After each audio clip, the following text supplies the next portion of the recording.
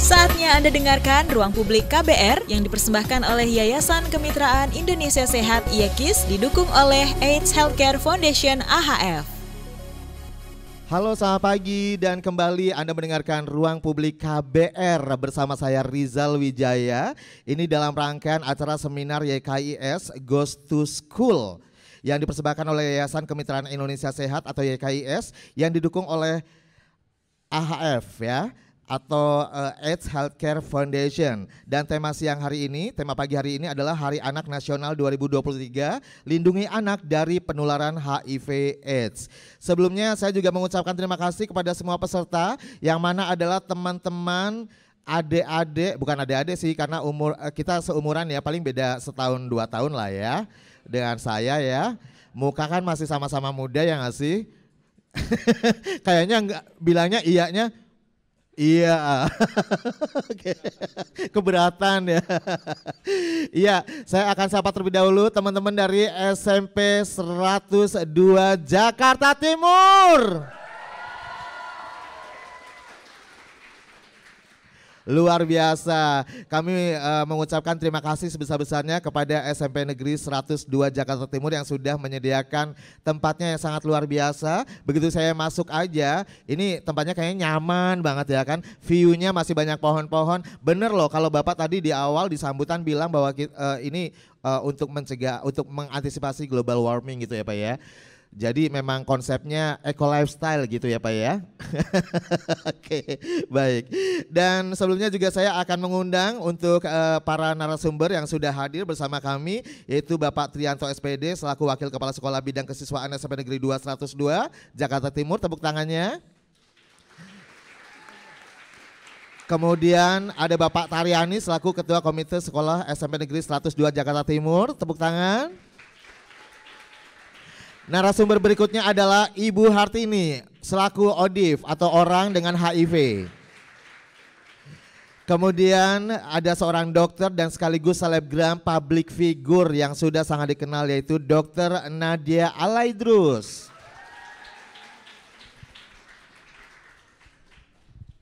Nah, sesuai tema kita hari ini ya, kita akan membahas lebih dalam terkait dengan lindungi anak dari penularan HIV AIDS. Hingga saat ini HIV ini masih menjadi masalah kesehatan masyarakat di Indonesia. Kasus HIV di Indonesia meningkat di tahun 2023. Data Kementerian Kesehatan menyebut penularan kasus didominasi oleh kelompok ibu rumah tangga yang mencapai 35% kasus HIV baru. Jadi bertambah sebesar 5.100 kasus setiap tahunnya. Ini sangat memprihatinkan pastinya ya. Dan angka tersebut lebih tinggi dibandingkan kasus HIV pada kelompok lainnya seperti suami pekerja seks dan kelompok MSM atau Men Sex with Men. Nah, juru bicara Kemenkes yaitu Dr. Muhammad Syahril menyebut penyebab tingginya penularan HIV pada ibu rumah tangga karena pengetahuan akan pencegahan dan dampak penyakit yang rendah serta memiliki pasangan dengan perilaku seks berisiko. Dampaknya sebanyak 45% bayi yang lahir dan ibu yang positif HIV ini akan lahir dengan HIV dan sepanjang hidupnya akan menyandang status HIV positif. Nah, data Kemenkes juga menyebutkan kasus HIV pada anak usia 1 sampai 14 tahun mencapai lebih dari 14.000 kasus. 14.000 kasus maksudnya. 14.000 kasus ya. Dan angka ini setiap tahunnya bertambah sekitar 700 sampai 1.000 anak dengan HIV. Ini pasti menjadi perhatian kita semua ya. Bukan hanya pemerintah, tapi seluruh lapisan masyarakat. Dan saat ini pemerintah terus melakukan upaya untuk melakukan screening pada setiap individu untuk mencapai eliminasi, termasuk pemutusan mata rantai penularan HIV secara vertikal dari ibu ke bayi. Dan melalui upaya ini diharapkan angka dan data anak yang terinfeksi HIV sejak dilahirkan dapat ditekan ya, dan angka kesakitan dan kematian dapat ditekan, dan yang terpenting adalah menekan beban negara dalam penanggulangan masalah kesehatan masyarakat. Nah, untuk mendukung pemerintah mewujudkan Indonesia bebas HIV AIDS AHF Indonesia dan Yayasan Kemitraan Indonesia Sehat atau YKIS ini sebagai organisasi yang menaruh perhatian pada isu HIV dan konsekuensinya, yaitu berupa stigma, kemudian diskriminasi dan lain-lain, terus melakukan berbagai inisiatif program seperti melalui program seminar pagi hari ini, melalui talk show pagi hari ini. Tepuk tangan yang paling meriah untuk kita semuanya. Dan tentunya sudah tidak sabar ya untuk menyimak lebih dalam bagaimana perbincangan pagi hari ini dengan tema yang sudah sangat kita tunggu-tunggu karena ini relate banget dengan peringatan Hari Anak Nasional 2023, yaitu lindungi anak dari penularan HIV AIDS. Baik, yang pertama saya mungkin ke siapa dulu ya? Ke siapa dulu kira-kira? Teman-teman maunya ke siapa dulu? Siapa aja boleh. Saya ke Dokter Nadia terlebih dahulu deh. Karena ini kan kalau tanya soal HIV AIDS gitu ya, ke dokter ini kan lebih tepat, lebih kompeten ya kan. Nanti kalau misalnya tadi kata Bapak Ketua Komite kalau tanya sama saya nanti saya nggak tahu gitu ya Pak ya. Jawabnya. Jawabannya iya. Oke, ini biar lebih spesifik, lebih detail gitu ya. Kita sama-sama mendengarkan bagaimana penjelasan dari Dokter Nadia Alaidrus. Oke, dokter, sebelumnya mungkin bisa dijelaskan dahulu apa sih itu yang disebut dengan HIV? Oke, ya mungkin aku juga dari tadi belum nyapa nih teman-teman di sini ya. Halo guys. Oh gitu ya kalau selebgram. Guys. Nggak, Halo kan tadi guys, bilangnya gitu ya? kan kita sepantar ya. Oh, jadi kalau oke. panggil adik-adik nanti kelihatannya lebih tua, jadi panggilnya guys aja. Guys. Oke, jadi umurnya berapa aja sih berarti teman-teman di sini? 14, 15. Oh ya udah gede ya. Jadi memang iya, jadi emang kalau menurut aku setuju banget kita harus melindungi anak-anak Indonesia ya, salah satunya dengan cara edukasi tentang penularan HIV/AIDS itu sedini mungkin. Tapi mungkin teman-teman di sini sedikit banyak udah tahu ya tentang apa itu HIV. Udah tahu belum? Oke ya, udah jadi aku mungkin ulang sedikit, HIV dan AIDS itu berbeda ya. Jadi orang dengan HIV itu belum tentu dia itu mengalami AIDS. HIV itu kan kepanjangannya adalah Human Immunodeficiency Virus, yang artinya adalah human adalah manusia, immunodefisiensi itu adalah penurunan daya tahan tubuh, virus ya virus gitu ya. Jadi adalah virus yang menyebabkan imunitas tubuh atau daya tahan tubuh itu menurun, yang akhirnya orang akan jadi lebih gampang tertular penyakit, entah itu penyakit jamur gitu ya, terus juga pneumonia, TBC dan penyakit-penyakit yang lain ya, karena daya tahan tubuhnya itu dia menurun. Sedangkan AIDS atau Acquired Immunodeficiency Syndrome itu dia berbeda sama HIV. Acquired itu adalah didapat, immunodefisiensi adalah penurunan daya tahan tubuh, sindrom itu adalah suatu kumpulan gejala. Jadi ketika seseorang itu dengan HIV dan dia itu tidak ditangani dengan tepat atau hanya dibiarkan aja, maka dia akan bisa berlanjut ke tahap AIDS kayak gitu ya. Akhirnya banyaklah penyakit yang gejala yang dialami orang dengan AIDS kayak gitu. Jadi di situ bedanya. Oke, sudah paham ya sekarang ya. Jadi HIV itu berbeda dengan AIDS. Kalau HIV itu virusnya ya Mbak ya, dokter. Betul. Oke, baik. Artinya kalau virus ini kan setiap orang berpotensi juga untuk tertular atau terinfeksi gitu. Betul ya, jadi yang katanya HIV itu hanya menyerang orang-orang, hubungan seksual hanya sesama jenis lah, yang dia itu hanya menular mungkin pekerja seksual, Pak. Itu mitos. HIV itu bisa menular ke siapa aja ketika tidak melakukan hubungan seksual itu dengan aman gitu. Oke.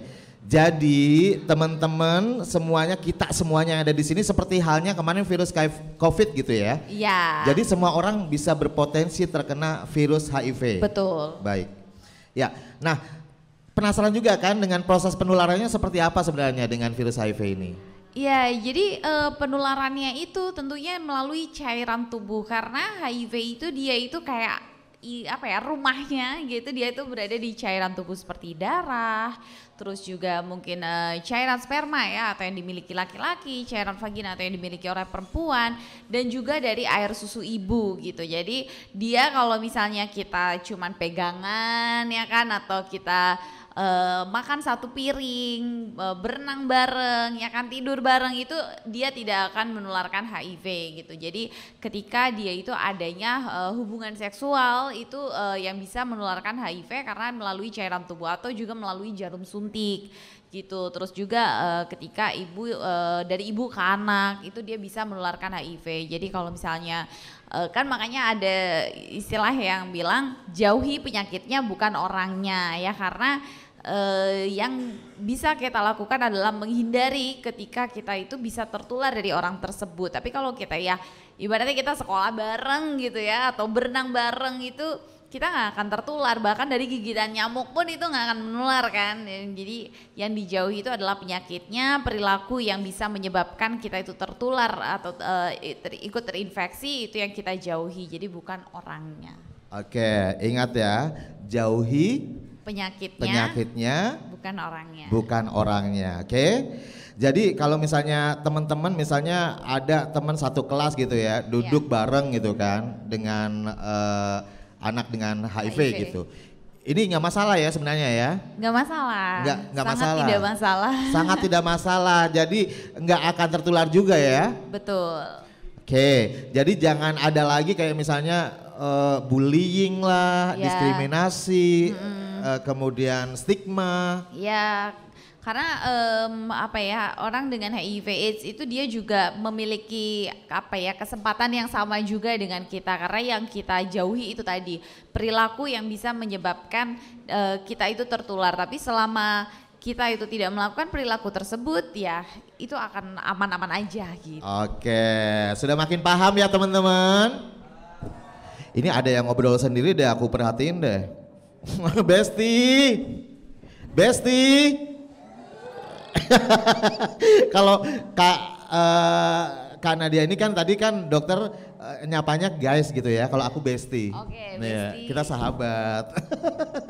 Oke, nah kalau tadi kan udah jelasin ya proses penularannya. Kemudian apa sih gejala dari seseorang ini tertular virus HIV? HIV, iya. Jadi HIV itu sebenarnya dia ada 4 fase ya. Jadi nggak, aku nunggu mereka pada melek dulu nih, kayak pada ngantuk nih.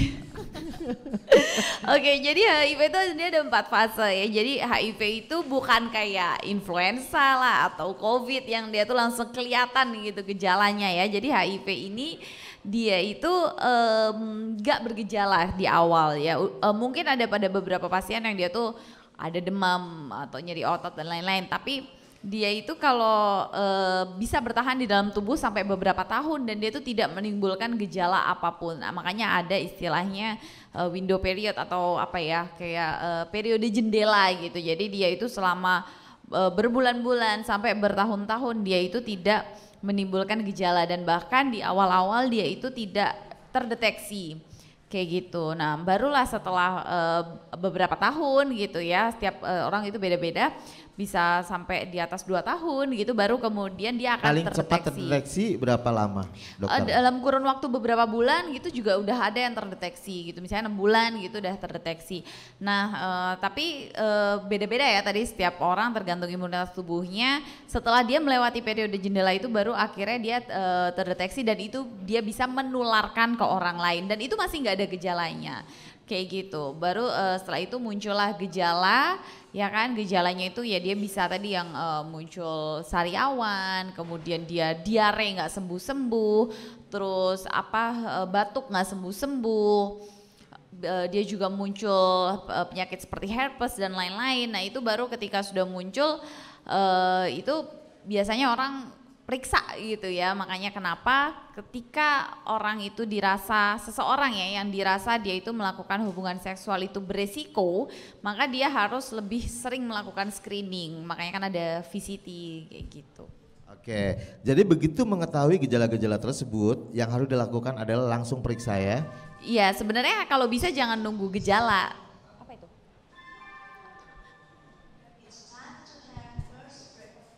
Oh belnya canggih ya. Zaman aku dulu Gak ada. tring gitu kan berisik Sekolah gitu. masih pakai kapur. Iya lagi ya. Oke, Lupa juga. dokter boleh dilanjutkan kembali. Ke distract nih ya tadi ya. Distract. Ya jadi kayak gitu. Jadi sebenarnya jangan nunggu gejalanya. Jadi ketika seseorang itu merasa dirinya itu beresiko, maka sebaiknya segera screening. Gitu. Karena kalau udah bergejala kan berarti dia udah di fase yang selanjutnya. Baik, dan nyambung saja dari Dokter Nadia, sekarang saya ke Ibu Hartini sebagai salah satu ODIF yang alhamdulillah bisa bergabung bersama kami untuk berbagi pengalaman, untuk berbagi ilmu juga untuk kita semuanya ya. Ibu Hartini adalah seorang ODIF, orang dengan HIV ya Ibu ya. Baik, Bu Hartini mungkin boleh ya menceritakan agak flashback gitu ya ke belakang. Boleh diceritakan sejak kapan awal Ibu mengetahui bahwa Ibu terinfeksi HIV? Saya nyapa dulu ya, kalau Oke, boleh, tadi Besti terus guys, kalau saya nggak bisa, saya sebenarnya pengen menolak tua teman-teman ya, tapi saya sudah punya cucu 2, jadi nggak bisa bilangnya cuman guys atau Besti ya. Jadi saya bilangnya teman-teman aja deh, berharap menjadi seumuran, padahal seumuran anak saya di rumah ya. Iya, jadi Bang Rizal sebenarnya tahu tentang HIV tuh sebenarnya HIV gitu ya. Ngomongin tentang HIV dulu waktu zaman-zaman kecil, masih SD, saya tuh ikut grup qosidahan. Ada lagu qosidahnya tuh. Saya sering banget nyanyiin lagu itu. Saya nggak tahu bahwa di berapa tahun kemudian saya Lagunya gimana ya? Boleh diingetin nggak lagunya? Saya nyanyi dong. Ya, dikit aja. Jadi dunia dilanda bencana yang sangat mematikan. Tubuh manusia hilang daya tahannya, segala upaya untuk menyembuhkannya sia-sia, oh sia-sia. Ya Allah, tepuk tangan dong. Tahu nggak Bu Hartini? Di sini ada produser musik loh. Oh gitu. Abis ini langsung direkrut ya, Oke. jadi diva. Jadi- Suaranya bagus banget. Itu lagu tahun berapa Bu? Boleh? 93 saya nyanyi lah itu. 93. 93 Sudah saya menceritakan iya, relate ya bahwa dengan itu tentang ya tadi seperti yang HIV. sampaikan Dokter Nadia ya, bahwa manusia kalau sudah terkena HIV itu akan menurunnya sistem kekebalan tubuh gitu. Nah kembali lagi yang lebih parahnya sebenarnya 2 minggu sebelum putra ketiga saya tahun 2007 itu meninggal. Jadi saya tahu tentang HIV itu 2 minggu sebelum putra ketiga saya meninggal yang saat itu baru selesai pengobatan TB paru. Dan ternyata bayi saya itu sudah dites HIV dari usia 3 bulan. Tapi saya sebagai ibunya tidak diberitahu. Bahkan tidak ada tanda tangan nih bahwa anak saya mau dites. Yang tahu hanya bapaknya. Begitu tahu di hasilnya diketahui HIV positif, saya tidak tahu apapun. Sampai kondisi anak saya benar-benar ngedrop. Umur 9 bulan itu dia hanya baru bisa tengkurap, nggak bisa berbalik lagi. Dan meninggal yang saya nggak tahu dia punya infeksi apa lagi yang di dalam tubuhnya karena tidak melakukan pengobatan. Jadi saya kehilangan anak 2007, kondisi saya langsung ngedrop. Saya sepakat sama Dokter Nadia, kalau bisa jangan sampai ada gejalanya kalau memang merasa berisiko. Tapi waktu itu saya tidak merasa berisiko ya, kan saya ibu rumah tangga. Kalau beberapa waktu itu jujur tahun itu saya cuma menyangka bahwa HIV itu hanya orang-orang tertentu seperti yang tadi Dokter Nadia bilang, pekerja seks ya, LSE, laki-laki seks dengan laki-laki, atau pengguna narkoba suntik. Nah saya kan bukan ketiganya gitu. Tapi akhirnya di 2008 akhir itu berat badan saya ngedrop sampai 36 kilo. Kalau sekarang jangan ditanya ya, timbangannya ke kanan terus, nggak ngiri-ngiri nih ya. timbangannya sampai teriak ya. Iya jadi 36 kilo dan saya itu sudah di fase AIDS stadium 4. Jadi karena terlambat diketahuinya, jadi saya benar-benar kurus teman-teman. Nggak seperti sekarang seger buger gitu ya. Mungkin kalau ketemunya dulu teman-teman akan menghindari dari saya karena saya itu juga terkena seperti Stephen Johnson. Tapi kalau Stephen Johnson itu kan karena alergi sesuatu obat ya atau ini. Kalau ini benar-benar saya belum minum obat apapun, tapi saya tuh buduk ya, yang bernanah dan berdarah dari muka sampai ke kaki. Jadi kalau saya tidur itu harus beralaskan daun pisang ataupun perlak. Karena kalau dispray itu akan menempel dan terkelupas. Gitu ya. Nah, waktu itu belum ada tes HIV kayak sekarang di Puskesmas 2008 itu, harus ke rumah sakit. Nunggunya lama 2 minggu. Terus akhirnya saya harus menerima kenyataan bahwa ternyata saya positif HIV dengan AIDS stadium 4. Oke. Artinya memang pemeriksaannya sedikit terlambat ya Bu ya? Iya, dilakukan bukan ya? sedikit, lambat banget. Lambat banget ya? Lambat banget, bahkan mikirnya pas begitu Itu dulu ternyata, kendalanya apa sih kok bisa lambat, akhirnya terlambat untuk diperiksakan? ya karena nggak tahu informasinya. Belum terpapar informasi ya? Betul, belum terpapar informasi. Oke, nah aku penasaran juga nih Ibu, respons begitu tahu nih terinfeksi HIV ini kan responsnya kan pasti mau respon pribadi, lingkungan keluarga, apalagi masyarakat ya, seperti kita ketahui stigmanya ini masih tinggi. Ini seperti apa respon pertama yang Ibu rasakan? Jujur waktu 2008 saya udah siap mati. Tapi aku siap nyanyi loh waktu itu kalau ketemu Ibu, dunia belum berakhir. Ya jadi karena lagi-lagi ya Bang Rizal, karena informasi yang saya dapat saat itu minim sekali, jadi saya pikir orang HIV mati. Gitu, jadi mungkin sampai sekarang juga kayak karena stigma dan diskriminasi masih tinggi. Jadi saya udah latihan mati Bang Rizal waktu itu. Oh my God, latihan mati. Jadi ada saya lagi. udah nggak nonton TV, saya nggak oke. nyalain lampu, saya udah nggak mau ngelihat matahari. Jadi yang namanya kamar itu benar-benar saya tutup rapat. Karena saya pikir di kuburan tidak ada itu. Tapi ternyata karena pengobatan, 2 minggu saya pengobatan, berat badan saya naik 4 kilo. 6 penyakit yang saya derita saat itu berangsur pulih. Yang berjamur sampai ke tenggorokan pulih, semuanya sembuh, tapi dengan pengobatan yang baik. Nah, saya saat itu punya anak usia 9 atau menginjak 10 tahun. Kalau tadi terkait dukungan ya, karena saya tinggal di Jakarta, tidak banyak yang tahu kalau saya HIV positif. Saya takut diusir. Ya, jadi tidak ada yang tahu, tapi kemudian 3 bulan kemudian saya bilang sama ibu saya bahwa daya tahan tubuh saya tidak seperti orang lain. Saya nggak berani juga sama ibu ngomong saya HIV ya.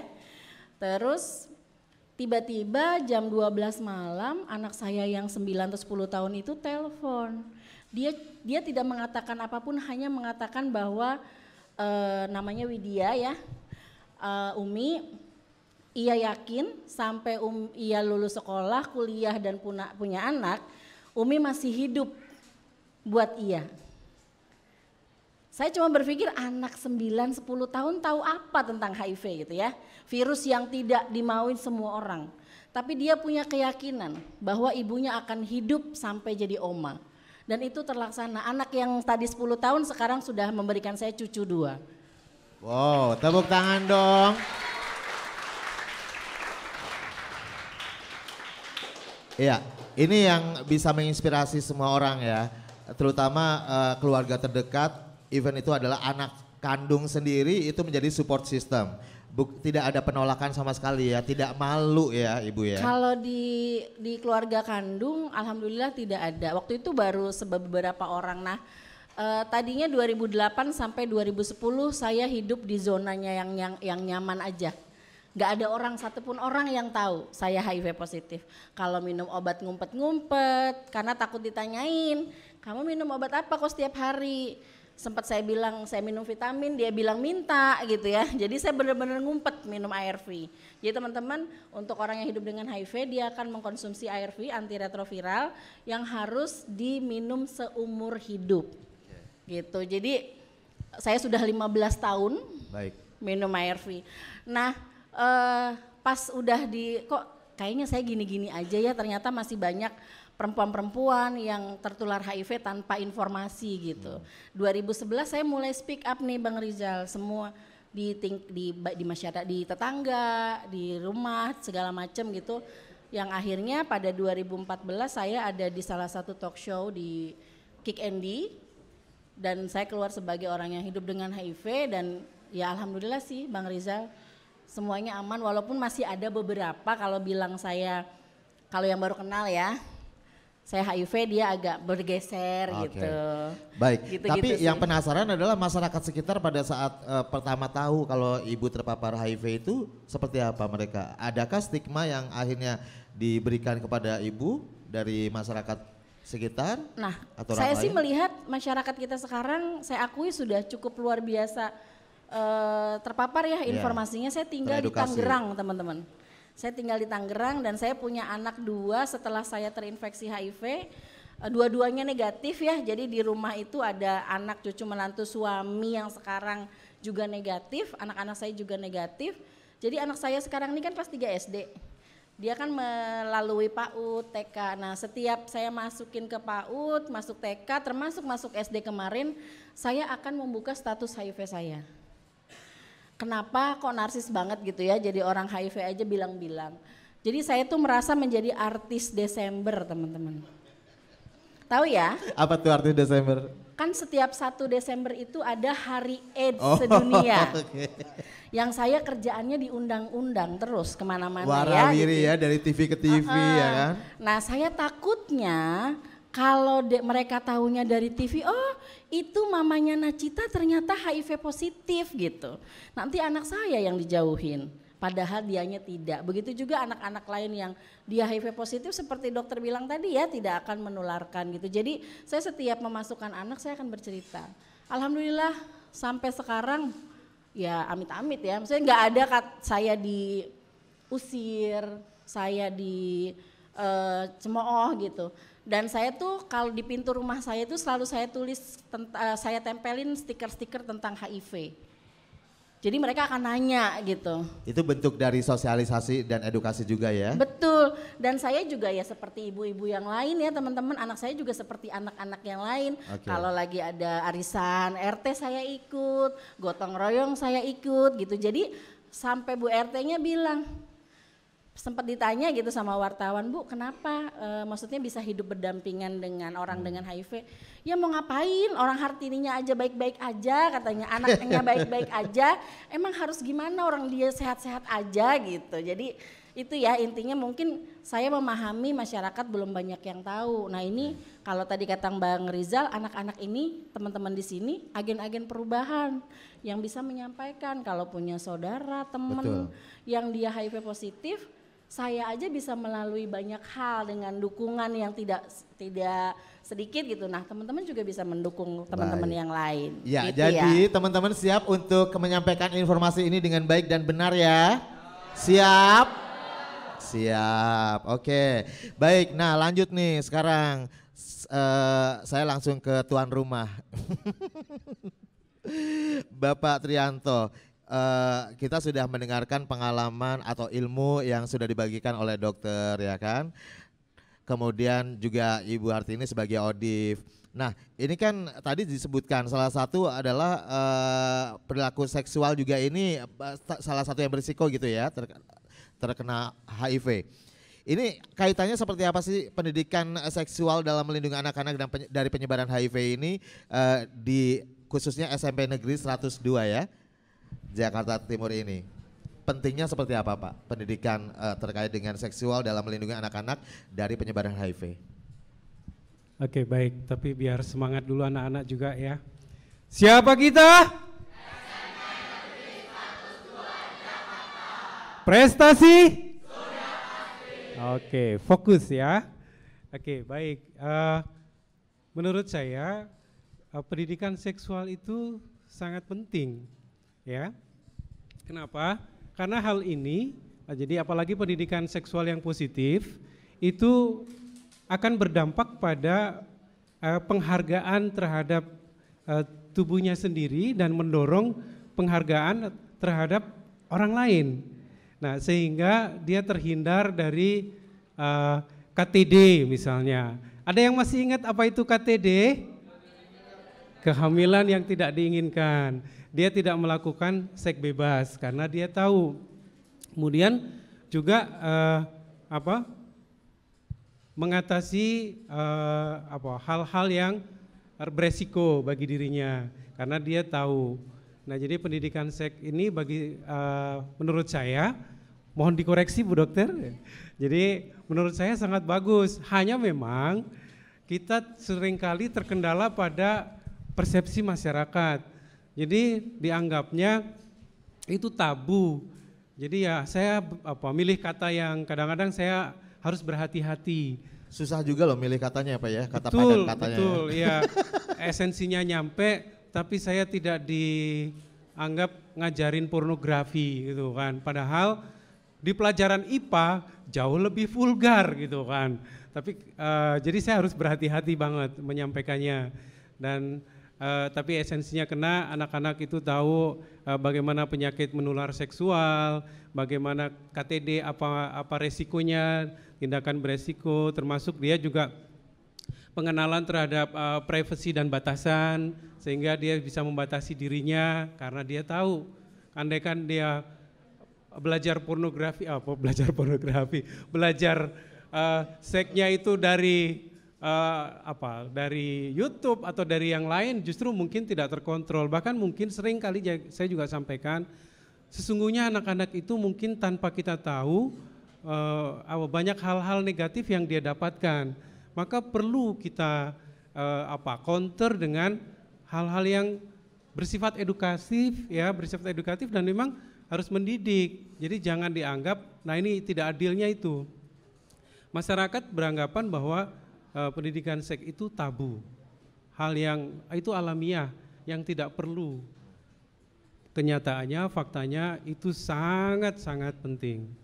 Itu menurut saya. Ya, maka saya sampaikan Pak di sini. Betul, karena betul apa yang disampaikan Bapak bahwa di pelajaran IPA, terutama biologi kalau nggak salah ya, itu juga, saya juga belajar dari kecil, juga udah belajar dari SMP terkait dengan reproduksi, seksual, organ tubuh dan sebagainya. Jadi bukan hal yang tabu lagi sebenarnya ya. Mungkin kalau zaman prasejarah mungkin tabu. Zaman sekarang kan zamannya udah canggih ya sih, era digital. Nah betul, jadi buat teman-teman juga mohon perhatiannya nih, kalau misalnya lagi mainan sosmed, YouTube, apa segala macam, cari konten yang kalau misalnya kita cari informasi terkait seksual, pendidikan seksual gitu ya, itu juga mesti yang benar gitu ya Pak ya, jangan sampai lost control. Oke, baik. Tapi tadi kan pendidikan soal HIV ini sebenarnya sudah disampaikan dalam mata pelajaran gitu ya di SMP 102 ini. Ini seperti apa nih? Format pendidikannya atau konsepnya seperti apa yang disampaikan kepada mereka? Karena saya guru BK, jadi ini saya sampaikan melalui bimbingan klasikal. Itu 1 jam pelajaran di kelas 8. Kalau materi HIV ini ada di kelas 8, termasuk perilaku beresiko, HIV AIDS dan juga reproduksi, kehamilan tidak diinginkan, itu ada di materi di kelas 8. Jadi sistemnya seperti itu. Selaku guru BK saya memberikan bimbingan klasikal untuk semua kelas di kelas 8 karena materi itu kita pilih. Kenapa saya pilih kelas 8? Karena kan kelas 7 baru masuk, sehingga baru kelas 7 itu mungkin tentang perubahan fisik, siapa aku, kemudian mungkin dia akan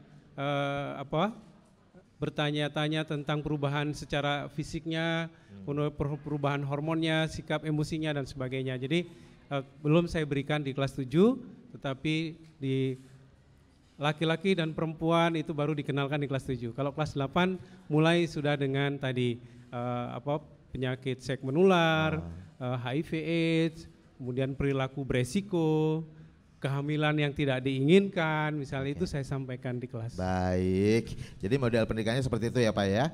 Oke, nah ke dokter kembali nih, sebelum saya ke Bapak Taryani ya, selaku orang tua tentunya kan juga berhadapan langsung dengan anak-anak di rumah setiap hari ya kan. Dokter, sebenarnya nih untuk pembekalan pendidikan seks dan juga soal HIV termasuk di dalamnya itu paling ideal disampaikan ini sejak kapan sebenarnya? Dari balita kah atau dari kapan? Sebenarnya bertahap ya, karena kan harus disesuaikan dengan umur. Kalau misalnya umur-umur yang mungkin tadi kakak sampaikan anak umur bukan balita sih, mungkin kayak usia 5 tahun kayak gitu, kita mulai bisa mengajarkan kepada anak perempuan dan laki-laki seperti area apa yang boleh dipegang sama temen, area apa yang nggak boleh dipegang, area apa yang boleh ditunjukkan, karena kan itu untuk mencegah salah satunya pelecehan seksual juga ya. Jadi kita boleh mengajarkan kepada anak perempuan dan laki-laki untuk tadi baru sampai di tahap itu. Nah sedangkan kalau di anak remaja itu sudah bisa kita berikan edukasi seksual gitu, karena lebih dini kan akan lebih baik, apalagi mereka adalah anak-anak dengan usia pubertas kayak gitu. Jadi mulai usia itu peralihan gitu kan, hormon seksualnya mulai ada gitu. Mereka juga tadi sebenarnya yang Bapak udah sampaikan udah mulai nih mendapatkan informasi-informasi melalui sosial media. Nah disitulah kita harus mengajarkan kepada mereka apa ya yang benarnya gitu. Karena kalau misalnya iya, kalau biasanya kontennya mungkin ini ya apa namanya nyinyirin artis gitu ya. Sekarang harus mulai ganti nih dengan konten edukasi. Betul, karena salah satu pencegahan HIV itu kan yang tadi Bapak udah sampaikan ABC ya, tapi sebenarnya sekarang udah lengkap nih Pak, sampai E. Jadi pencegahan HIV itu sendiri ada A, B, C, D, E. A itu adalah abstinence, artinya absen melakukan hubungan seksual ketika sebelum menikah. Jadi apa ya, diusahakan itu kalian jangan melakukan hubungan seksual sebelum adanya pernikahan gitu. Yang kedua adalah be faithful, ketika sudah menikah itu kita setia terhadap satu pasangan seksual ya, hanya kepada suami ataupun istri kita. Yang ketiga adalah atau kondom. Kondom itu adalah salah satu alat kontrasepsi yang dia itu aman untuk mencegah kehamilan dan juga untuk mencegah terjadinya penularan infeksi menular seksual gitu. Dan yang keempat itu adalah drugs. D adalah drugs. Drugs itu say no to drugs ya. Jadi jangan pernah mencoba narkoba jenis apapun. Dan yang kelima E itu adalah edukasi. Jadi ketika teman-teman di sini udah mendapatkan ilmu tadi dari kita, dari ibu yang juga dari apa tadi Bu? Asosiasi apa perempuan?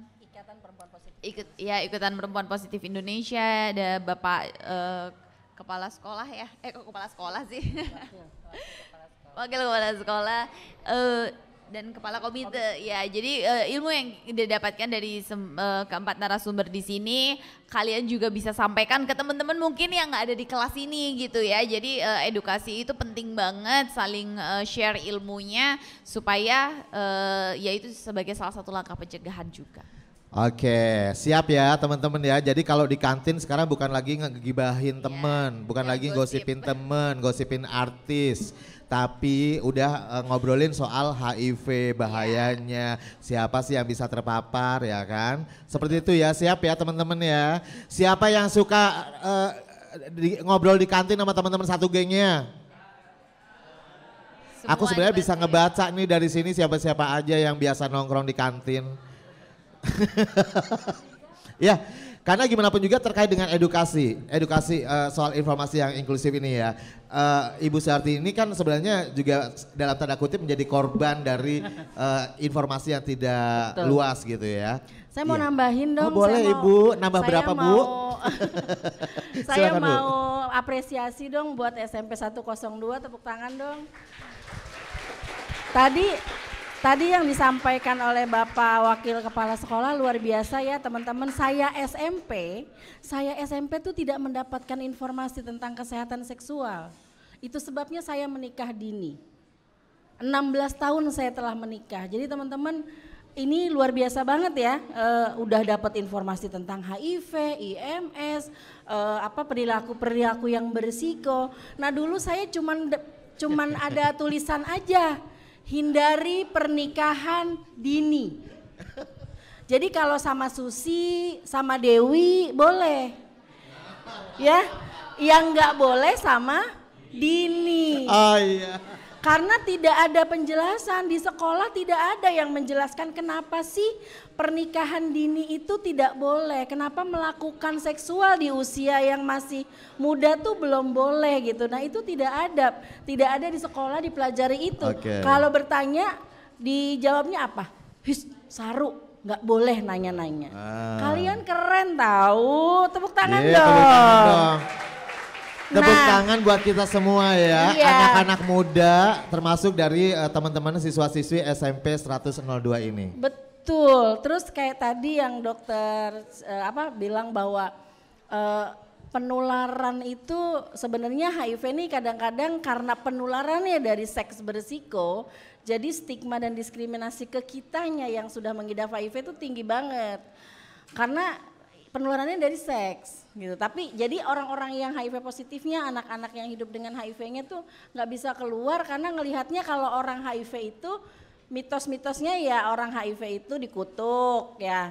Orang HIV itu kalau ibunya HIV, anaknya HIV gitu. Okay. Nah, informasi-informasi yang jelek itu yang masih beredar di masyarakat. Iya, jadi kayak sinetron ya, kena azab gitu kan ya. Itu jadi mitos doang ya, mitos ya sebenarnya. Masa hari gini masih kemakan mitos informasi hoax ya kan? Jangan sampai lah. Baik, ke Bapak Taryani sekarang selaku Ketua Komite ya. Pak, ini kan membicarakan soal HIV, cara memberitahu kepada anak-anak tentunya kan berbeda nih caranya dari zaman dahulu dengan zaman sekarang ya Pak ya. Kayaknya kalau zaman sekarang kita yang ngasih tahu nih orang tua, biasanya malah kita yang diedukasi sama anak-anak. Ini sebenarnya masih tabu kah atau seperti apa sih Pak? Setabu apa sih untuk memberikan informasi terkait seksual dan juga informasi HIV termasuk di dalamnya kepada anak-anak? Baik, terima kasih Bang Rizal ya. Kalau menurut saya untuk sekarang ya, kebetulan saya dulu SMA-nya biologi. Jadi seperti Pak Tri vulgar itu ya pasti ya kan, gambarnya jelas ya kan, urut-urutnya jelas. Nah, kalau sekarang ini menurut saya tidak tabu ya Bu Hartini ya. Kenapa? Karena kita ini di samping peradaban sudah lebih maju ya, tentunya kita sering digembor-gemborkan bagaimana caranya untuk HIV itu menurun bahkan menghilang dari Indonesia ini. Kenapa? Dengan adanya ulang tahun nasional, anak nasional ini diperingatkan dengan kegiatan ini ya, ini gitu Bang Rizal ya. Ayo kita bareng-bareng kita sampaikan ke teman-teman, sampaikan ke orang tua kita semua, seperti saya orang tua sampaikan ke anak bahwa resikonya adalah tinggi. Ya, tadi dari Dokter Nadia yang jelas beliau adalah faknya. Nah, kita ini sebagai kabel-kabelnya Bu Nadia ya, Bu Dokter. Tujuannya apa? Kita bareng-bareng memerangi dengan adanya HIV ini. Tujuannya apa? Biar kalau orang Jawa bilang biar melek semua, biar tahu semua bahwa HIV ini tidak tabu. Karena di SMP aja seperti Bu Hartini bilang, zaman Bu Hartini zaman saya juga kelihatannya sekolahnya. Oh satu sekolahan Pak? Oh enggak. Sama-sama sama-sama di Jawa ya. Ibu di Tangerang, saya di Jawa Tengah, sama-sama di Jawa ya. Dan mungkin tahun-tahunnya juga masih mirip. Jadi tahu persis untuk HIV itu pelajaran ini jangan bilang diam, tidak usah, itu tabu ya. Saru. Nah, ini saru kalau bahasa Jawanya. Nah ini kita ini kebetulan ada dokter, ada narasumber, ada kita-kita yang penyelenggara dari sekolahan, tentunya pure untuk kita semua ya. Makanya adik-adik ini dengarkan sebaik-baiknya. Ini kesempatan baik buat adik-adik saya, anak-anak saya untuk mendengarkan dari arahan dari Dokter Nadia. Kenapa? Nanti kalian akan ditanya sama teman-teman apa sih hasilnya, ya kan? Hasilnya cuma ngantuk, jangan. Kasihan Pak Tri, ya. Beliau akan bertanggungjawabkan dengan kepala sekolah. Padahal besok juga mau buat ulangan ini Pak, tenang aja, mau buat ulangan. Lah itu, Bang Rizal ya. Jadi menurut saya baik sekali, baik nanti antara anak dengan anak, antar teman, atau saya selaku orang tua akan menyampaikan ke anak. Itu penting sekali Bang Rizal ya. Buat apa? Buat mengamankan Indonesia ini tanpa HIV. Ya, tepuk tangan dong. Iya. Jadi Bapak harapannya sama dengan kita semua tentunya ya, tapi kita juga mesti ingat bahwa ini adalah bukan hanya tugas pemerintah, bukan hanya tugas AHF, bukan hanya tugas CKIS ya untuk meminimalisir bahkan menghapus yang namanya HIV beserta konsekuensinya kayak stigma dan sebagainya. Tapi ini menjadi tugas kita semuanya, setuju nggak? Setuju dong. Oke, baik. Kali ini saya akan berikan kesempatan terlebih dahulu untuk satu yang ingin bertanya. Saya kasih kesempatan 3 pertanyaan sebenarnya, tapi satu dulu. Boleh maju ke depan. Pak produser yang akan memilih. Kayak cewek, cowok, yang mana? Berdiri ya, maju. Boleh maju.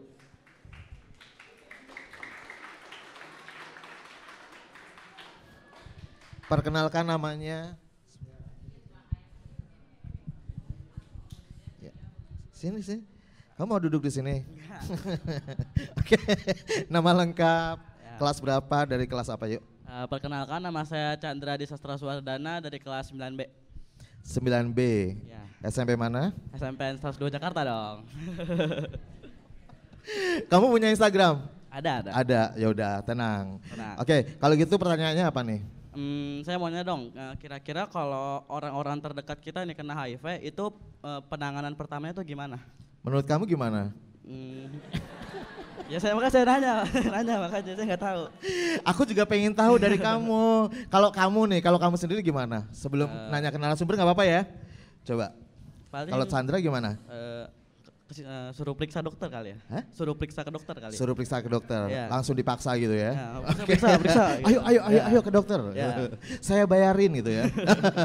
Oke deh, udah itu aja? Udah tuh, ada sih sebenarnya. Oh ada lagi berapa? 10? Ya Allah banyak banget. Dua doang tadi, tapi kalau satu doang gak apa-apa. Oke, boleh lagi. Oke, tadi saya dengar katanya HIV itu ada stadium-stadiumnya ya?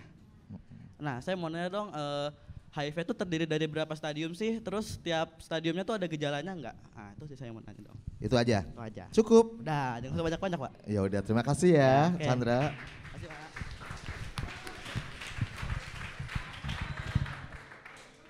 Di sini siapa yang sering ke kantin sama Chandra? Yang cewek? Oh cowok semua. Oke, ya udah langsung dijawab sama dokter ya. Silakan dokter, boleh ditanggapi pertanyaan Chandra. Halo.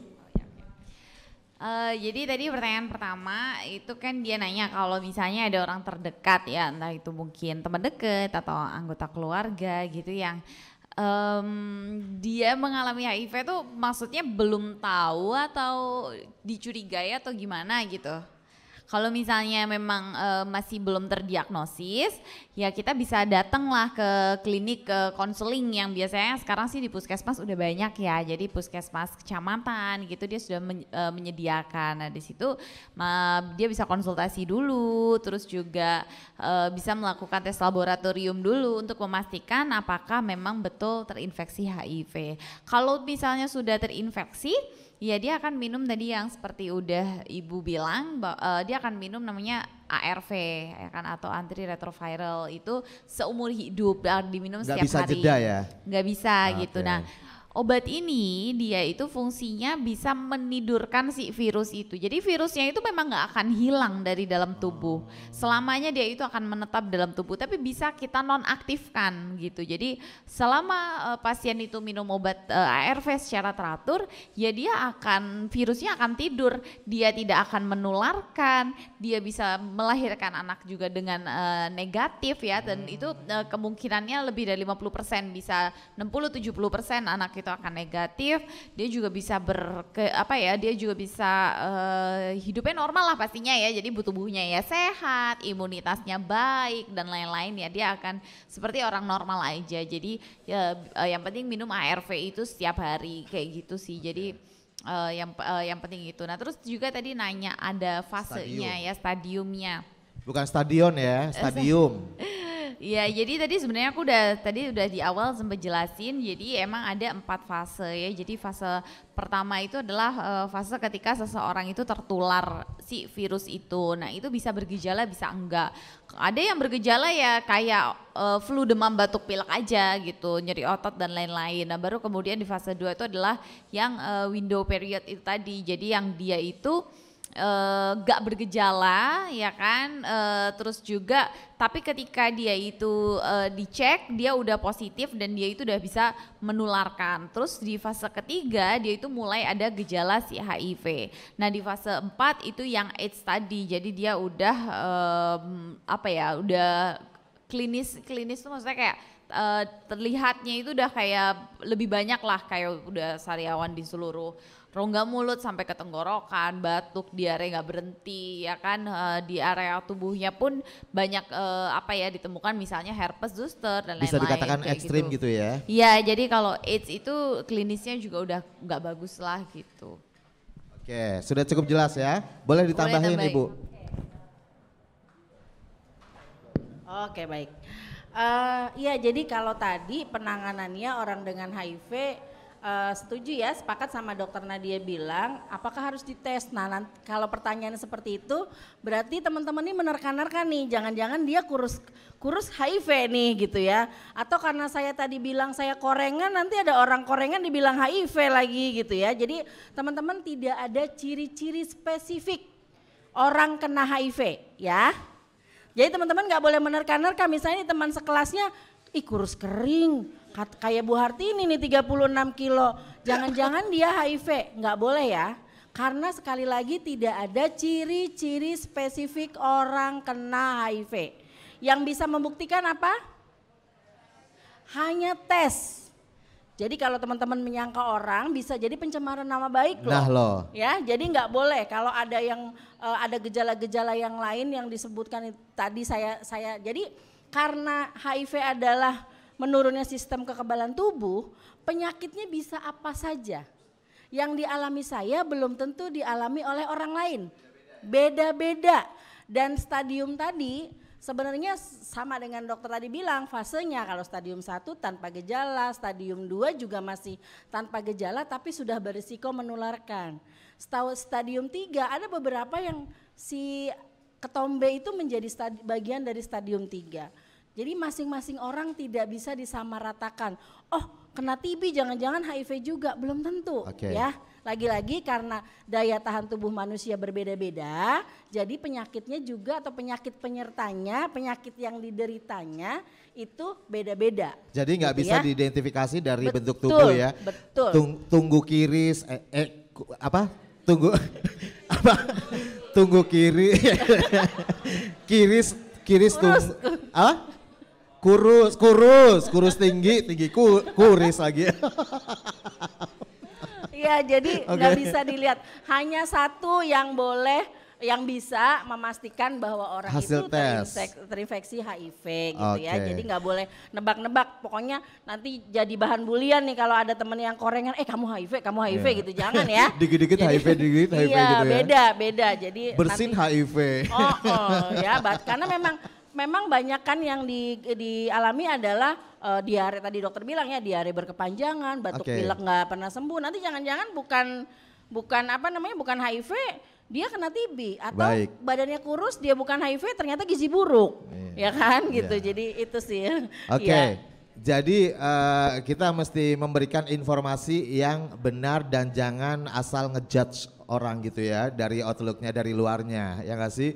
Nah, terkait dengan mensosialisasikan, memberikan edukasi ke orang-orang terdekat kita, mungkin nanti setelah acara ini bisa share untuk link YouTube-nya ke grup-grup keluarga, ya Bapak, ke grup komite juga ya Pak ya, untuk kita bersama-sama mengedukasi orang-orang terdekat kita terkait dengan tema kita hari ini, yaitu lindungi anak dari penularan HIV/AIDS.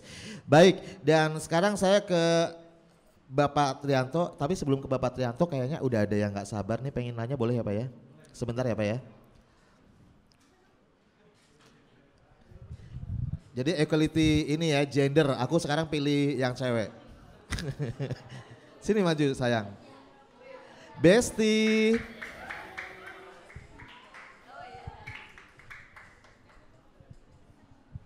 Silakan Besti. Namanya siapa? Perkenalkan, nama saya Nyimas Monalisa Joni Wahab dari kelas 9D. Biasa dipanggil? Mona. Oke, Mona Lisa. Iya, Mona Lisa. Mona Lisa. Oke, pertanyaannya apa? Ya tadi saya udah sebentar, kamu biasa ngonten nggak kalau di sosmed? Iya. Biasa ngonten? Enggak banyak di TikTok? sih. TikTok? Iya di TikTok. TikTok, kontennya apa biasanya? Enggak, aku enggak begitu konten yang sering. Joget-joget enggak gitu? Dong. Oh enggak. Kontennya apa biasanya? Ya random sih, Random. biasanya Nah, tentang pertemanan. boleh nggak kasih sampel misalnya bikin konten untuk kasih tahu followers kamu nih supaya teredukasi terkait dengan ini, perlindungan anak dari penularan HIV. Boleh. Atau soal informasi HIV gimana coba? Bikin konten TikTok misalnya, dikit aja, kasih sampel, kasih contoh dikit aja. Halo teman-teman, sekarang aku lagi ada di seminar YKIS dan AHF. Iya. Ulangi. Oh grogi. Ada selebgram beneran ya, dokter. Iya, takut dikoreksi. Ulangi. Halo teman-teman, kali ini aku ada di acara seminar YKIS dan AHF. Kali ini di sini itu sedang mengedukasi anak-anak seumuran aku dan juga adik kelas 8 dan kelas 7 tentang iya nih seumuran juga ya. Lata. Terus?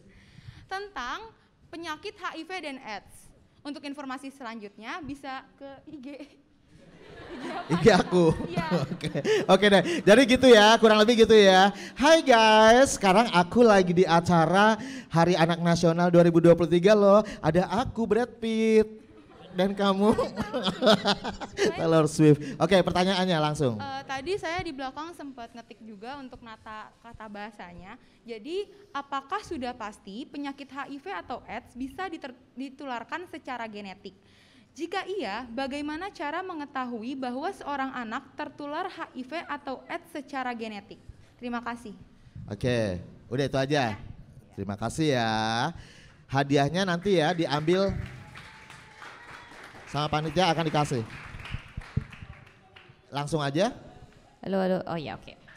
Pertanyaannya ini banget ya, kritis banget ya. Oke, makasih pertanyaannya. Tadi siapa namanya? Moana. Siapa? Mona Lisa. Oh Mona Lisa, oke.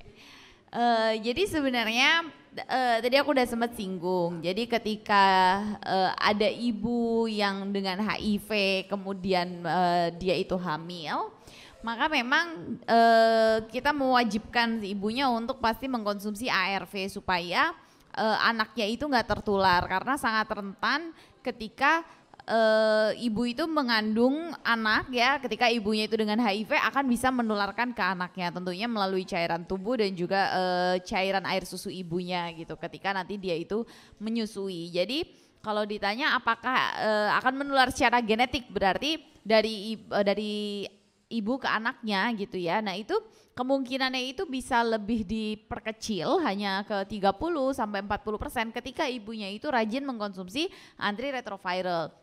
Apa bisa dicek? Ya, tentunya bisa ya. Jadi bisa dicek kalau misalnya ibunya gitu dideteksi pada saat kehamilan, apakah CD4-nya itu baik, apakah virusnya itu undetectable, kayak gitu itu bisa dicek dengan laboratorium dan tentunya nantinya ketika anaknya pun lahir itu bisa dicek gitu. Pun dengan anak waktu masih di kandungan bisa dicek juga nggak, Dok? Iya bisa, jadi bisa. Memang itu juga bisa, kan sekarang udah makin canggih ya, kayak gitu. Oh nggak bisa. Oh ya. Okay. Jadi saya ini kan punya anak setelah positif HIV ada 2 ya. Saya merencanakan kembali ingin mempunyai anak. Dan kebetulan suami saya negatif yang sekarang.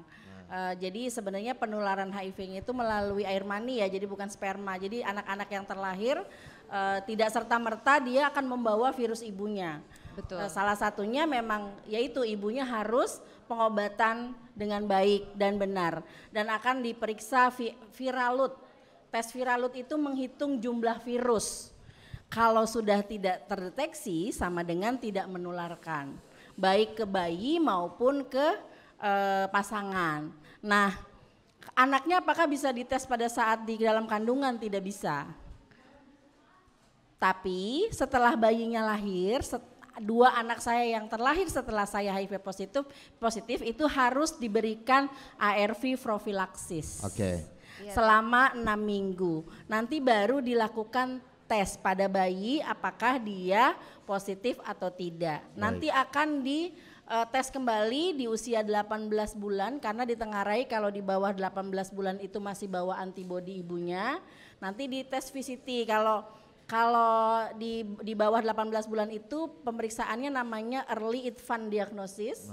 Itu yang ngambilnya dari darah, jadi ada mata, tes kaki. berkala ya? Iya betul. Jadi anaknya tetap minum ARV profilaksis ya, hanya 6 minggu.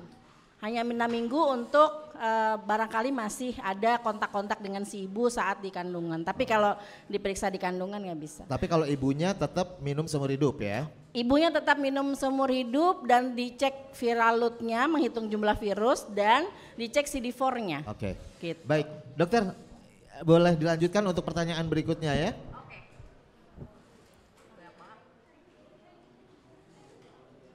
Tadi pertanyaannya udah kejawab semua?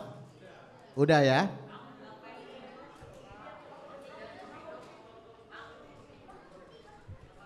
Ntar dulu ada informasi dari produser nih, saya harus menurut sama produser. Oke, baik semuanya turunin tangan dulu biar kelihatan. Tapi sebelum ke kalian saya penasaran dulu sebentar. Ke pihak sekolah dulu ya. Ini apa nih Pak yang dilakukan atau diupayakan oleh sekolah ketika nanti mungkin ada anak didik yang terpapar atau tertular HIV gitu ya Pak ya. Kira-kira upaya apa nih yang disiapkan? Karena bagaimanapun juga kan mereka punya hak untuk mendapatkan akses pendidikan gitu ya Pak ya, yang sama dengan yang lainnya. Kalau dari SMP 102 Jakarta Timur apa nih upayanya?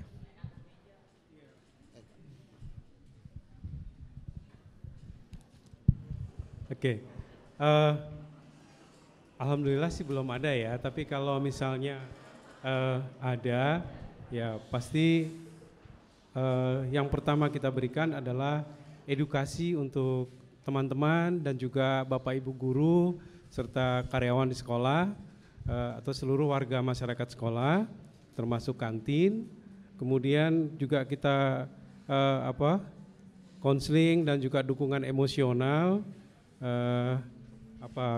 Kolaborasi dengan organisasi lokal yang atau juga pemerintah masyarakat yang konsen dengan dengan HIV/AIDS, salah satu acara ini betul. Kemudian pentingnya lagi adalah penghapusan stigma tadi ya, penghapusan stigma. Kita ajarkan anak-anak, warga sekolah semuanya jangan memberikan stigma. Jangan memberikan labeling ya, sehingga terkucilkan. Hindari jangan sampai ada bully tadi kan. Kemudian juga pengawasan kesehatan, kita pastikan anak itu tetap mendapatkan akses layanan bantuan kesehatan yang memadai. Kemudian juga pengembangan keterampilan sosial agar dia tetap percaya diri dengan apa yang dialami itu. Kemudian juga komunikasi yang intens tentunya terhadap orang tuanya, termasuk jadi bukan hanya kepada siswa-siswinya aja tapi juga melibatkan orang tua ya Pak ya? Betul. Jadi itu menurut saya kepedulian dan empati kita diutamakan dulu. Jadi kita harus dibalik persepsinya. Jangan kita berikan stigma, jangan kita kasih labeling, tapi kita harus memberikan dukungan emosional, kita harus tunjukkan empati kita. Oke, itu yang utama, baik. Mas. Terima kasih, luar biasa. Dan saya akan pilih lagi salah satu, silakan Bang Produser.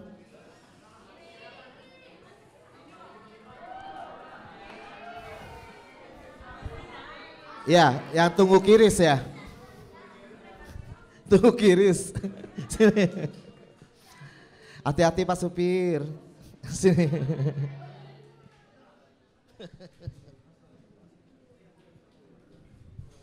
Sebutkan namanya. Tes. Nama saya Shaini Talesya Ulaniraya, biasa dipanggil Shaini. Saya dari kelas 9A. Shaini. Oh, Shaini. Oh, namanya bagus ya. Shaini. Shine like. shine bright like a diamond. Yuk. Izinkan saya bertanya sedikit, cukup satu pertanyaan aja.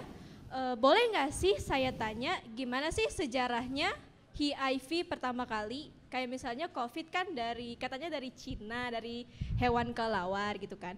Kalau HIV itu dari negara mana, hewan mana, tahun berapa, dan orang pertama yang lewat daan mogot kayaknya gue rasa. Oke, terus.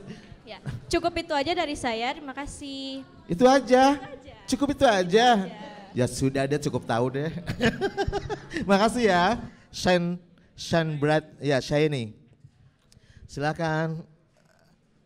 Dokter. Oke, ya jadi emang aku tuh juga sempat sama ya kayak Shiny, ya kayak bertanya-tanya, IV tuh pertama kali ditemuin tuh di mana sih gitu kan, terus dia tuh sumbernya dari mana sih gitu. Tapi setelah aku baca, memang kemudian ada beberapa gitu loh, ada kayak beberapa yang mengatakan ada yang bilang sumbernya itu dari hewan dan lain-lain.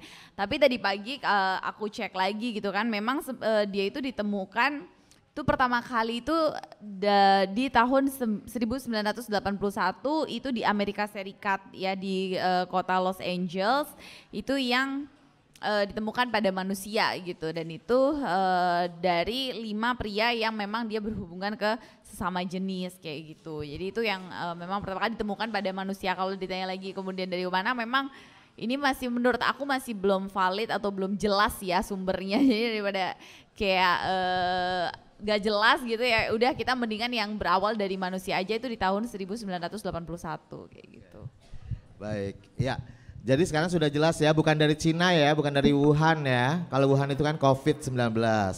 Oke, buat teman-teman yang udah videoin atau kontenin acara pagi hari ini, terus di tag ke akun-akun Instagram yang tadi saya sebutkan, nanti boleh tunjukkan ya. Kita akan pilih 5 ya. 5 peserta yang sudah mention atau sudah post di akun Instagram kalian. Nanti jangan angkat tangan untuk hadiah pertanyaan terbaik. Boleh dibuka lagi? Masih? Boleh nanti ya. Oke, nanti sabar. Sabar. Oke, dan berikutnya saya ke Bu Hartini. Bu Hartini, selama ini kan Ibu berarti mengonsumsi obat ya? Karena memang nggak boleh berhenti sama sekali ya. Kalau seandainya, sebelumnya mungkin saya nanya, gimana perasaannya, ada rasa bosan nggak? Manusiawi sih menurut saya. Jadi awal-awal 2 minggu pertama itu saya ngerasa mual, ngerasa enek ngelihat obat gitu. Kebayang ya Bang Rizal, saya dari kecil nggak pernah sakit. Begitu sakit saya suruh minum obat seumur hidup. Jadi baru ngelihat obatnya saya udah enek. Itu obatnya jumlahnya berapa sih setiap kalau minum? Saya udah berapa bulan ya? Sekarang tuh udah ada yang satu kali. Jadi per 24 jam. Sebelumnya itu saya minumnya 5 butir. 5 butir itu 2 di pagi hari jam 9, 3 butirnya di malam hari. Nah sekarang sudah ada yang 1 tinggal minum. Jadi setiap jam 9 malam saja. Kalau bosen saya manusia, maksudnya lagi-lagi saya akan mencari alasan kenapa saya harus tetap minum ARV. Saya akan melihat anak-anak saya akan melihat ya kalau suami mah ya saya mati bisa kawin lagi. Tapi kalau betul ya teman-teman ya. Tapi kalau anak-anak saya, kalau saya nggak sehat, saya di rumah sakit bahkan saya sampai meninggal, anak-anak saya sama siapa? Betul. Gitu ya, tidak ada yang bisa menggantikan sosok ibu. Jadi saya akan cari alasan. Dan saya juga dapat dukungan yang luar biasa nih teman-teman dari anak-anak dan dari suami. Jadi kalau saya pakai alarm sampai sekarang. Kalau jam 9 itu 3 handphone di rumah alarmnya bunyi semua. Gitu. Nanti mereka semua teriak, Umi vitamin gitu. Itu juga dukungan sebenarnya.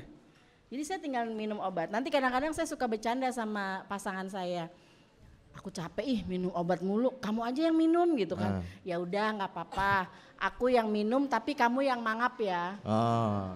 Sama ya, saya gitu juga ya? yang minum ya kan, dia cuma minum air putih aja, obatnya saya yang minum. Pesawat-pesawatan gitu ya.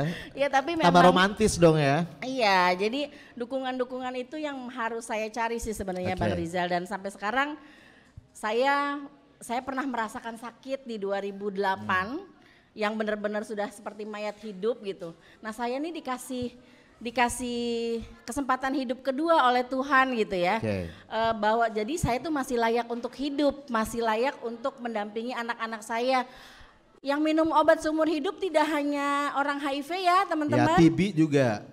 TB tapi cuma 6 bulan. Oh 6 bulan ya. Kalau diabetes, darah tinggi, punya penyakit jantung, itu juga minum obatnya setiap hari. Jadi ada temennya juga ya gitu ya Bu ya? Iya, jadi bahkan larangannya banyak. Darah tinggi nggak boleh makan yang asin-asin, nggak boleh yang ini yang itu, diabetes nggak boleh gula yang ini yang itu. Kalau orang HIV boleh makan apa aja, yang penting bukan makanannya orang. Dan yang paling penting makanannya kalau di kantin dibayar. Oke. Ya, jadi boleh makanannya. Makan 2 ngomongnya 1 ya biasanya. Oke. Nah, terkait dengan HIV pada anak Ibu. Ini kan Ibu mempunyai anak ya? Berapa Bu? Yang hidup 3. Yang hidup 3. Yang meninggal 2 karena ketidaktahuan saya tentang informasi HIV. Semua tertular HIV? Yang 2, hanya yang meninggal saja. Yang anak pertama saya yang sekarang usia 25 tahun dia negatif. Anak saya yang sekarang usianya mau 9 tahun negatif. Dan paling kecil anak saya 2,5 tahun negatif. Negatif, oke. Ya. Pada saat, maaf Bu, pada saat masih hidup gitu ya, itu sudah sempat merasakan sekolah gitu? Oh enggak, anak saya yang kedua itu usia 6 bulan karena yang dideritanya selain dia positif HIV, dia juga punya kebocoran jantung. Oke, jadi ada komorbid juga ya? Iya, jadi kalau pada anak, HIV pada anak yang memang dia tertular dari lahir, kecenderungan sering sakitnya itu jauh lebih tinggi dari anak-anak yang lain. Nah anak saya yang ketiga itu umur 9 bulan meninggal itu masih 9 bulan, jadi belum mengecam ke pendidikan. Nah, belajar dari 2 anak saya yang meninggal, itu sebabnya begitu saya tahu bahwa saya HIV positif, saya merencanakan yang 2 ini, yang umur 9 tahun dan 2,5 tahun untuk tidak tertular HIV. Dan alhamdulillah dua-duanya negatif. Amin. Tepuk tangan dong untuk Ibu Hartini. Baik, Bapak, sekarang saya ke Bapak komite nih yang karena biasanya Bapak komite ini kan punya satu grup yang memang di situ kan orang tua semuanya ya Pak ya. Pernah nggak sih Pak misalnya kayak ada satu pertemuan yang memang khusus membahas terkait dengan isu kekerasan seksual lah atau isu HIV termasuk di dalamnya, pernah nggak Pak? Misalnya kumpul-kumpul ibu-ibu atau orang tua komite gitu ya? Baik, Bang Rizal ya, yang tentunya kalau yang dibahas untuk ibu-ibu yang pertama adalah pasti keamanan anak-anak Bang Rizal ya.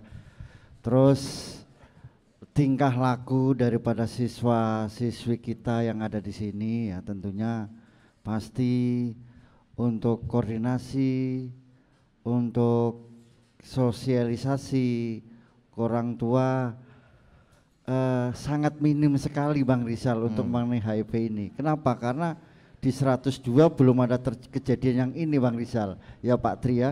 Saya mungkin selama 5 tahun mendampingi sekolahan ini, ya tentunya ini mungkin ya akan akan mulai dengan adanya kegiatan ini.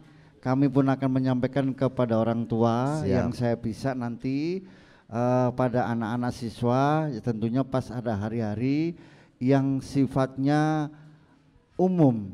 Kalau saya diundang karena umum, kadang makan, nah itu diundang. Tapi kalau pelajaran nggak pernah diundang karena bukan faknya. Nah ini ya, Bang Rizal ya, tentunya ini ya nanti mudah-mudahan dengan adanya Pak Tri selaku orang sekolahan, mau wakil kepala sekolah, bagian siswa pas, jadi pas sekali ngurusin siswa ini, Bang Rizal ya. Tentunya kami selaku komite akan mendukung penuh bagaimana caranya di SMP 102 Jakarta ini bebas anak-anaknya maupun keluarga besarnya aman dari HIV. Baik. Misal itu aja. Ya, terima kasih. Jadi mulai hari ini gitu ya Pak ya. Nanti diagendakan ya Pak ya, mungkin setiap minggu sekali ngobrolin misalnya ya kan sama bapak-bapak atau sesama komite ngobrolin soal terkait isu ini ya kan. Baik, dokter, boleh tahu dok, apakah tadi kan kalau minum obat ARV ini kan untuk menidurkan saja ya? Iya, menidurkan virusnya. Apakah sebenarnya bisa dicegah nih dok yang untuk HIV ini? Pencegahannya seperti apa? Oh oke, ya tadi sebenarnya udah aku mention ya, maksudnya pencegahan supaya kita tidak tertular gitu kan. Iya. Tadi yang aku bilang itu tadi ada 5 langkah ya. Yang pertama adalah A ya, atau abstain untuk melakukan hubungan seksual sebelum kita itu. Sebentar dokter, mohon didengarkan ya, ini penting banget untuk kita bagikan nanti ke teman-teman yang lain yang tidak ikut acara ini. Iya, jadi A itu adalah kita tuh absen untuk melakukan hubungan seksual sebelum kita itu menikah. Jadi diingat-ingat ya, itu A. Kalau B itu adalah be faithful, artinya kita itu setia terhadap satu pasangan, yaitu suami maupun istri gitu setelah kita itu menikah. Dan yang ketiga itu adalah C itu adalah for kondom. Jadi kondom itu adalah salah satu alat kontrasepsi yang memang dia itu aman gitu ya untuk bisa mencegah terjadi kehamilan dan juga infeksi menular seksual yang salah satunya adalah HIV ini. Oh, pemakaian kondom itu ya? Pemakaian kondom. Dan yang keempat itu D, itu adalah drugs. Jadi kita tidak boleh mencoba narkoba jenis apapun ya, itu dihindari. Dan yang terakhir itu adalah E, itu adalah education. Jadi edukasilah teman-teman.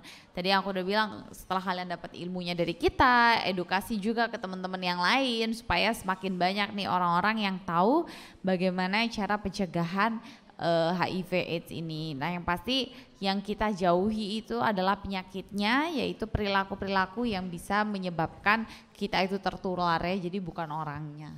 Baik, jadi ini bisa jadi kuncian juga setiap kalian nanti bikin konten di Instagram atau di TikTok gitu ya. Ditutup dengan tagline-nya tadi, jauhi penyakitnya bukan orangnya. Betul. Gitu ya. Tepuk tangan dong, sepi banget. Boleh, ya Ibu ada yang mau ditambahkan Bu, silakan. Oke. Teman-teman saya nambah-nambahin terus ya, gak apa-apa ya dokter. Jadi sebenarnya lebih mudah memahami pencegahan penularan HIV.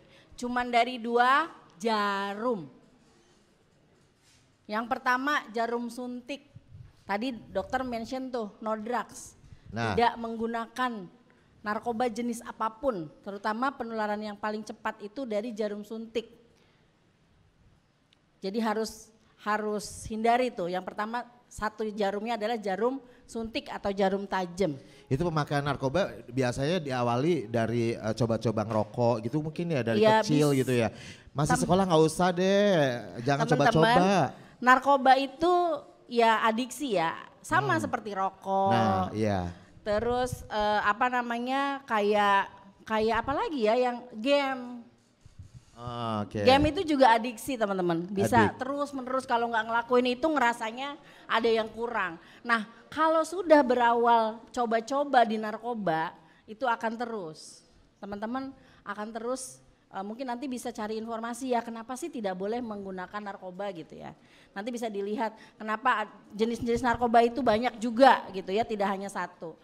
Jadi itu penularan yang pertama, hindari menggunakan jarum suntik atau penggunaan narkoba jenis apapun. Yang kedua, penularan HIV itu melalui jarum tumpul. Ada yang tahu jarum tumpul? Seks berisiko itu menggunakan jarum tumpul. Kalau tadi bicara tentang seks, teman-teman biasakan ya menyebutkan alat kelamin teman-teman tidak pakai istilah, tapi pakainya istilah medis. Kalau perempuan apa? Kok yang suaranya besar laki-laki? Perempuan apa? Vagina. Nah ini aja masih malu-malu. Ya kalau laki-laki Nah maksudnya yang tadi dari berisiko itu jarum tumpul yaitu tidak melakukan seks berisiko. Jadi selain 2 jarum itu tidak ada penularan HIV. Ya, kontak sosial tidak menularkan HIV. Kalau ada pertanyaannya, air liur, apakah menularkan HIV? Tuh pinter semua ya. Air liur tidak menularkan HIV, bisa menularkan tapi butuh 3 galon air. Siapa yang mau ngumpulin? Gitu ya, jadi selain dua jarum tadi, jarum suntik dan jarum tumpul, teman-teman gak usah takut. Bahkan orang yang hidup dengan HIV seperti saya dan saya menikah dengan laki-laki yang tidak HIV, suami saya sampai saat ini masih HIV negatif. Masih karena negatif. dicek berkala per 6 bulan sekali. Jadi apalagi teman-teman yang tidak berbagi jarum tumpulnya ya, jadi nggak usah takut sama saya. Takut nggak? Oh enggak, oke, makasih. Jarum tumpul ya. Aku baru ngeh loh. Aduh, ngomongin gitu aja ketawa kan, ini kayak bentuk apa ya, masih asing gitu ya kan. Sebenarnya harus dibiasakan juga. Oke. Nah, kalau tadi kalian yang bertanya, kamu nanya. Sekarang aku yang bertanya-tanya. Kira-kira siapa nih yang bisa menjawab nih? Narasumber aja ya yang suruh bertanya ya. Coba siapa yang bisa menjawab?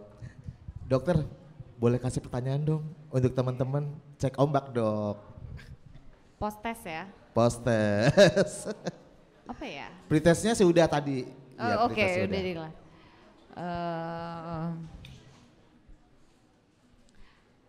Ini aja deh. Tadi di awal banget kayaknya mungkin masih semangatnya membara. Kalau masih ingat apa sih bedanya HIV dan AIDS? Hayo, sini maju. Tadi kamu udah ya? Udah, jangan. Tidak boleh serakah. Sini maju.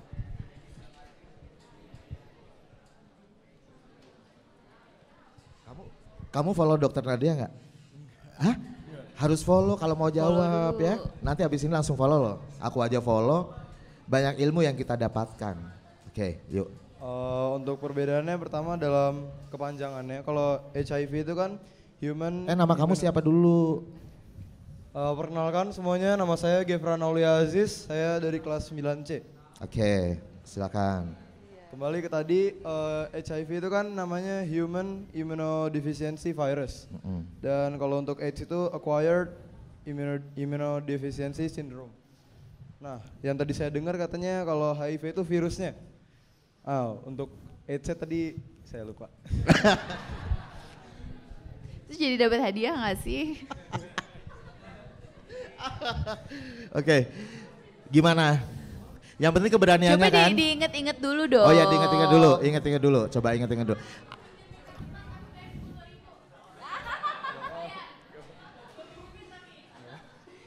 Mungkin pernah friend.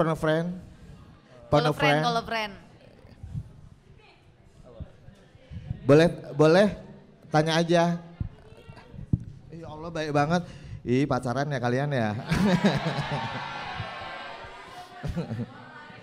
Cocok loh, mirip loh. Jangan-jangan jodoh. Kalau untuk AIDS itu untuk sesi yang lebih lanjutnya dari HIV tadi. Jadi kalau misalnya kita udah terkena HIV, tidak segera ditindak lanjut, itu bakal berakhir dengan AIDS. Iya, jadi AIDS itu adalah fase lanjutan. Jadi orang yang dengan HIV itu belum tentu AIDS kayak gitu. Oke, tepuk tangan dong. Boleh mundur dulu. Silakan lagi. Kali ini bersama Ibu Suhartini ya. Suharti, siapa kira-kira yang mau menjawab? Silakan Bu Suharti. Tadi saya berkali-kali bilang bahwa saya harus minum obat seumur hidup. Nama obatnya apa? Ini yang pakai kacamata. Sebelah sini kok nggak ada? Sebelah sini mana? Yang pakai kacamata, pakai baju putih, kerudung hitam. Siapa nih? Oh. Ya. Siapa? Nasyira. Silakan. Nasyira. Nasyira Shihab. Oh Najwa itu. Garing banget gue. Nama. Hah? Kok tawar-tawaran sih sebutin nama doang yuk. Nama dong dari mana? Ya perkenalkan nama aku Nasyira Insanisa, aku dari 8A. Tadi pertanyaannya apa obatnya ya? Kalau nggak salah tadi namanya ARV.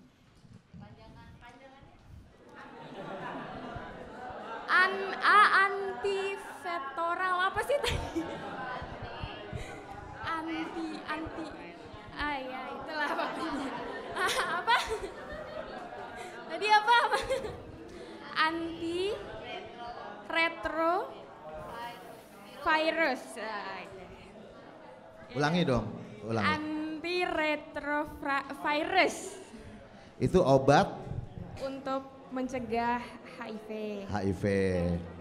Untuk bukan mencegah ya. Virusnya. Untuk mengobati ya. Untuk apa? Untuk menidurkan virus. Oh, meninabobokan virusnya katanya.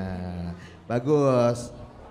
Cukup? Cukup, terima kasih. Jadi Terima kasih.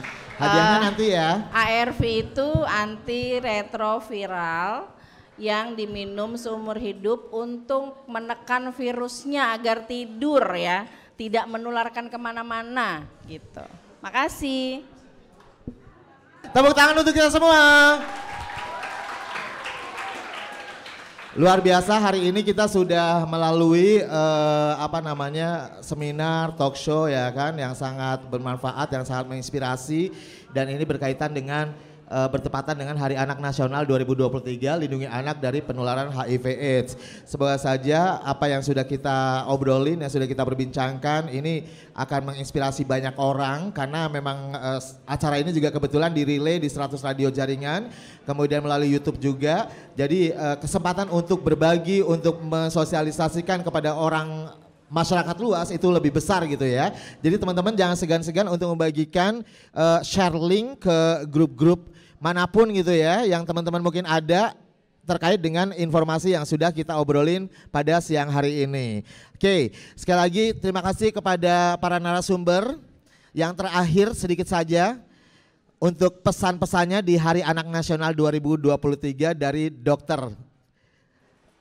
Nadia terlebih dahulu, Dr. Nadia Alaidrus.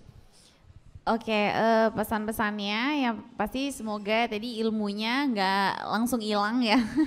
Semoga kalian ingat terus dan juga semoga kita semua terbebas dari HIV/AIDS. Terus juga semoga stigma-stigma yang muncul di masyarakat ini juga segera hilang, karena lagi-lagi kita perlu tekankan bahwa semua orang dengan HIV/AIDS itu memiliki kesempatan yang sama dengan kita. Jadi yang perlu kita jauhi itu adalah penyakitnya, bukan orangnya. Yes, oke. Berikutnya Ibu Hartini selaku ODIF orang dengan HIV, silakan ada pesan apa yang ingin disampaikan? Tolong Mike. Ya,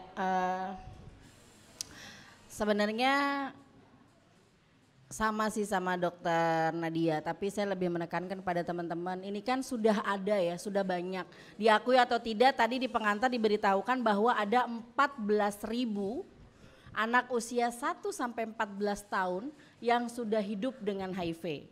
Jadi kalau tadi bilang kesempatan yang sama ya, anak-anak yang hidup dengan HIV maupun anak-anak yang terlahir tanpa HIV tapi orang tuanya HIV, itu punya kesempatan, punya hak yang sama dengan teman-teman yang lain.